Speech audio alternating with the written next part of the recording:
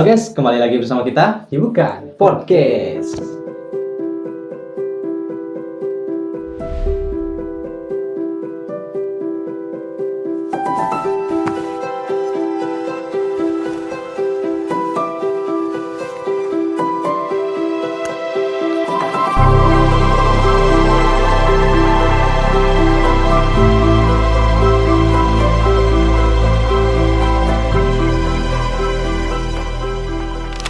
Di episode kali ini kita bahas fenomena yang sering banget terjadi di sekitar kita dan juga sering banget dianggap hal mistis, yaitu kesurupan. Yang jadi pertanyaan, apakah kesurupan itu disebabkan oleh hal goib atau ada penjelasan ilmiahnya? Oke, kalau dari kacamata medis, fenomena kesurupan ini bukan akibat dari makhluk halus gitu ya, jin dan juga setan.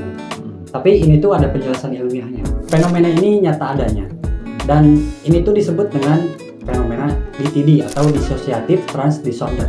Itu apa? Jadi simpelnya gini, tubuh sama emosinya, terus juga identitas dia tuh seolah-olah kayak berubah gitu loh. Otak kita tuh kayak punya switch gitu loh. Pokoknya beda banget lah sama yang biasanya gitu. Nah, kan kalau emang kesurupan tuh bukan karena hal goib, tapi kenapa pas ditahan oleh orang dewasa malah kewalahan? Kayak si ototnya tuh strong gitu, nambah kekuatan. Jadi tenaganya berkali-kali lipat gitu. Nah, jadi pada saat seseorang ini lagi kerasukan, dia itu lagi dalam mode trance. Jadi otak bagian depan yang bernama prefrontal cortex-nya itu tuh mati gitu. Mati. Otak yang buat pengambilan keputusan secara logis. Nah, sedangkan otak bagian emosionalnya itu meledak. Makanya pada saat itu tubuh kita masuk dalam mode emergency. Maksudnya emergency itu gimana? Jadi maksudnya emergency ini pada saat kesurupan tubuh itu menyuntikkan ada yang namanya hormon adrenalin dan juga endorfin. Nah, maksudnya adrenalin? Jadi adrenalin ini ibarat kata bensin buat otot gitu. Oke. Nah, makanya orang yang lagi kesurupan tenaganya itu bisa berkali-kali lipat. Makanya sampai nggak ketahan. Terus juga endorfin. Nah, itu apa? Nah, kalau si endorfin ini itu tuh hormon yang bikin penghilang rasa sakit alami. Oke.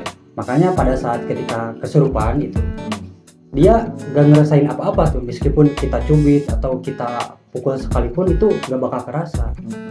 Karena tadi sisi adrenalin sama endorfinnya itu lagi naik. Oh, berarti emang kekuatan dirinya sendiri, cuman baru keluar pas rem logikanya belum.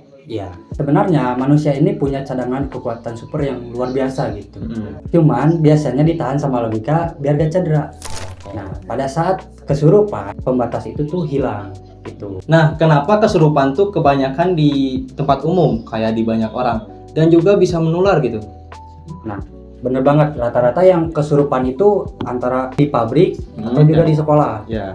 Kenapa di tempat umum? Ini terjadi karena di tempat-tempat dua ini itu tuh tekanannya berat gitu, stresnya tuh pokoknya berat banget gitu. Pikirannya gitu nambah ya? Iya, kayak misalkan di pabrik bisa jadi kan mungkin karena tuntutan target atau juga tuntutan dari atasan gitu. Kalau di sekolah berarti pas lagi ujian gitu ya? Ya, kelas 3 yang sedang ujian gitu, yang ngerjain soal sampai stres banget gitu lah.